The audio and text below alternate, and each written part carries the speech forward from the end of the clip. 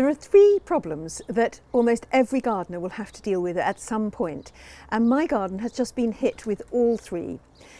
They're pests, diseases and invasive plants. It's Alexandra here from the Middlesized Garden YouTube channel and blog, and the pest is the box tree moth caterpillar, the disease is tulip fire, and the invasive plant is Spanish bluebells. So let's go through how to deal with each of these. The box tree moth caterpillar, also known as the box moth caterpillar and the box tree caterpillar, and I expect you'll hear me call it the box caterpillar moth tree and variations of that, came to Britain about 15 years ago from Asia via some countries in Europe. It's now spreading all around Europe, and it's been found in the United States and in Canada. And although I haven't been able to find any reports of it in Australia or New Zealand, I've certainly seen warnings from garden designers against planting box plants, because probably the best precaution against box tree caterpillar or box blight is just not to plant box plants. However, I have box plants and I love them. I haven't planted any recently, but my box topiary spiral is the most expensive and I think one of the most valuable and lovely plants in my garden. So how do you know if you've got box tree caterpillar? Well, I was happily saying that I didn't have it until a friend said, let's have a look. So we went out into the garden, and in spring there'll be some lovely new green foliage popping up in the box plants. So if you have a look at that, and you'll see patches of darker where there isn't any new growth. That's where the box moth caterpillar will be lurking.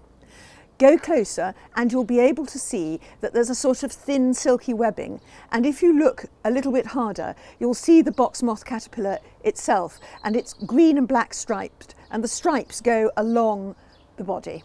So what can you do to get rid of the box moth caterpillar?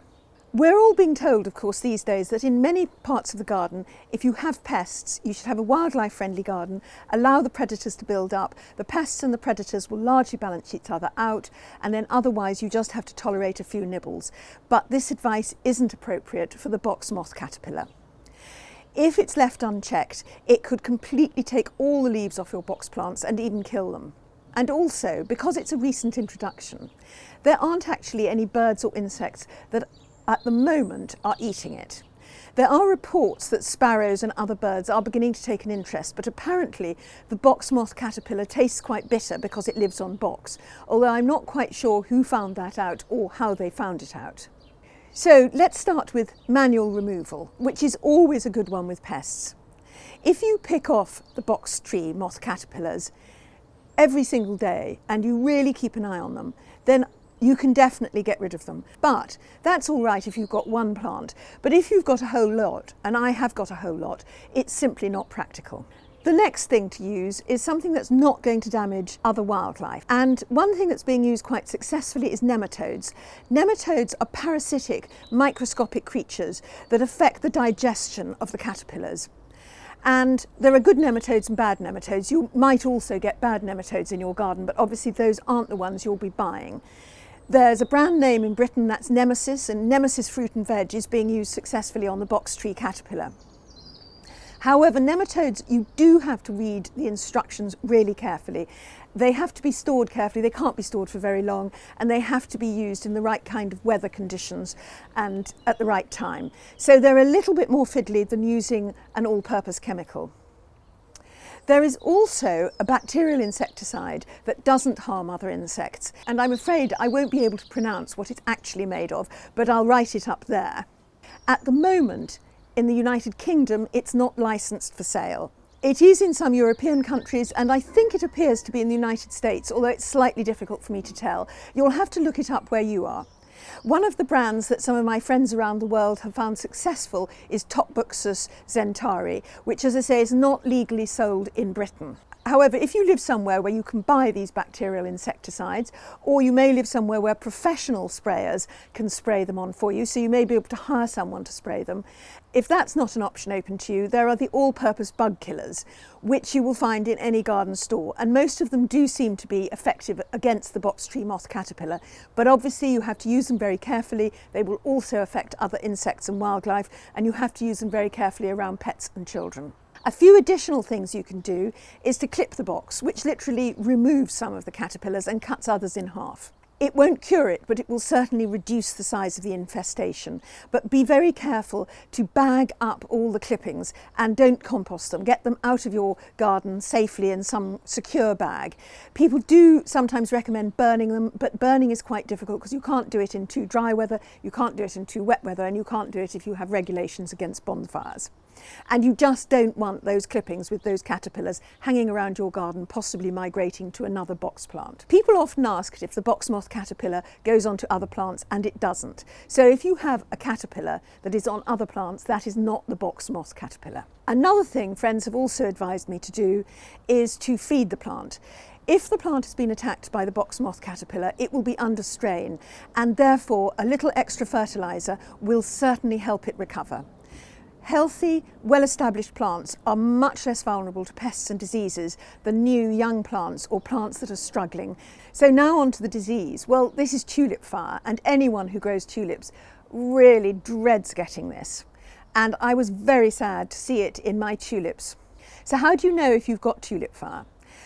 Well, it's pretty obvious. Your tulips will come up stunted, the leaves will be slightly distorted, and they'll be covered with a sort of grey sludge that I can only describe as being a bit as if a pigeon had pooed and then it had rained immediately afterwards. And the only thing you can do is dig the tulips up, bag them up safely immediately, don't compost them, don't leave them in your garden, dispose of them in whatever facilities you have for disposing of waste locally. And sadly, you can't plant tulips in that spot again.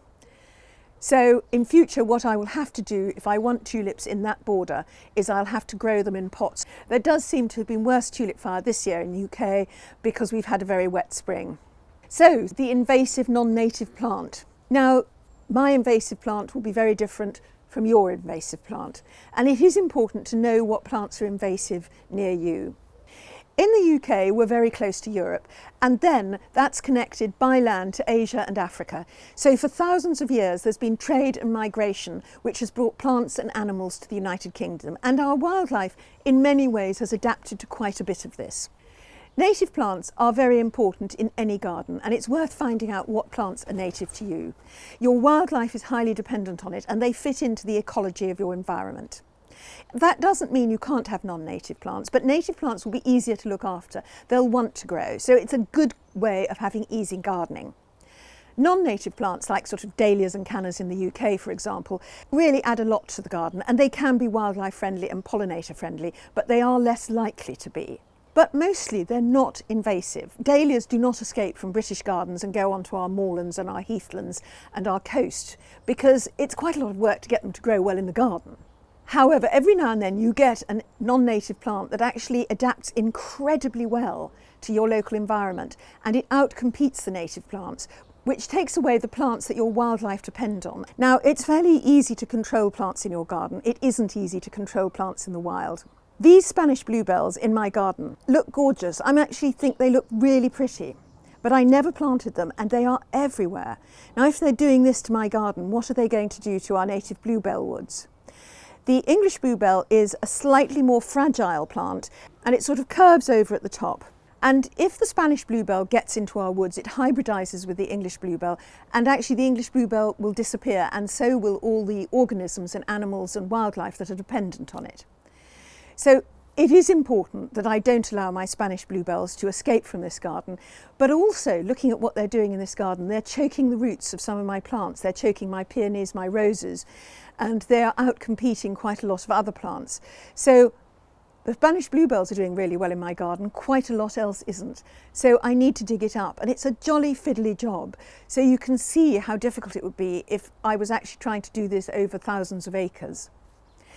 Everyone's invasive plants are different. You will be told, for example, that burning bush or English ivy is invasive. It is in certain states in North America. In England, it's fine. So it's a good idea just to check what's invasive where you are. All governments have a list of invasive non-native plants that you shouldn't plant, you shouldn't grow, and you shouldn't sell. Alas, some garden centres do sell them, so it's really worth just knowing where you are. And meanwhile, we will have to spend quite a lot of time digging up these Spanish bluebells, and we'll have to do it year on year because they will come back. And while we're on disasters, I came down the other day to find that a pigeon had trapped its foot in between the arch and the pole here, and it was dangling, and we managed to free it. We've had this bird feeder for about 15 years. It's been repaired several times. We're well and truly ready for another bird feeder, but I am going to try and find one that doesn't have this little area that can be trapped. It's only happened once in every 15 years, so I hope it's a fluke accident, but I'd just like to avoid that. Well, thank you for listening to my tale of disaster, and I hope you're having a more successful spring. Goodbye.